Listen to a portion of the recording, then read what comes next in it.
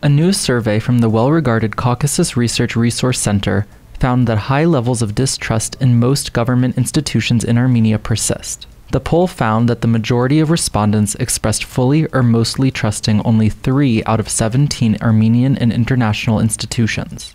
By far the most trusted institutions were Armenia's human rights defender and armed forces, both at about 83%. In addition, roughly 59% of those polled expressed trust in the European Union.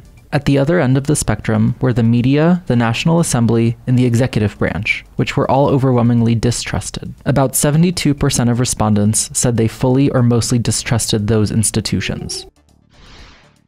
A trilateral working group chaired by the Armenian, Azerbaijani, and Russian deputy prime ministers convened in Moscow late last week to discuss ongoing efforts to unblock transport connections between Armenia and Azerbaijan. The sides exchanged views on the matter and said they will continue to work on unblocking efforts, according to a Russian government readout of the meeting. The November 2020 ceasefire deal signed by Yerevan and Baku and brokered by Moscow includes an agreement to open, quote, all economic and transport connections in the region, but little progress has been made so far. The Armenian and Azerbaijani deputy prime ministers also chair a bilateral commission on border delimitation and security, which was officially formed last month.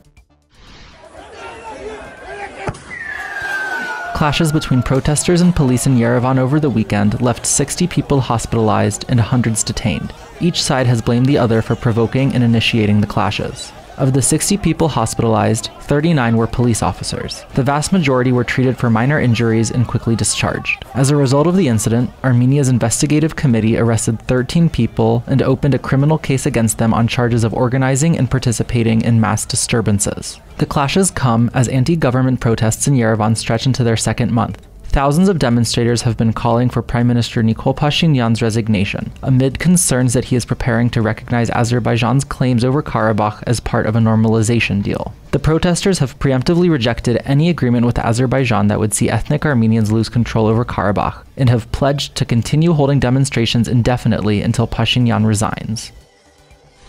The Azerbaijani government has blocked access inside the country to RIA Novosti, a major Russian state news site, in response to an interview with Karabakh State Minister Artak Beglaryan that the outlet published last week. Azerbaijani Foreign Ministry spokesperson Leyla Abdullayeva said that conducting the interview contradicted the provisions of a joint declaration of allyship that Moscow and Baku signed in February, just one day before Russia invaded Ukraine. In the interview, Beglaryan pledged to continue seeking international recognition for Karabakh, called on the Russian peacekeeping contingent stationed there to stay indefinitely, and urged the European Union not to get involved in efforts to settle the conflict. In response to the news, Beglaryan said that the decision to block RIA Novosti shows that Azerbaijan is, quote, unreliable.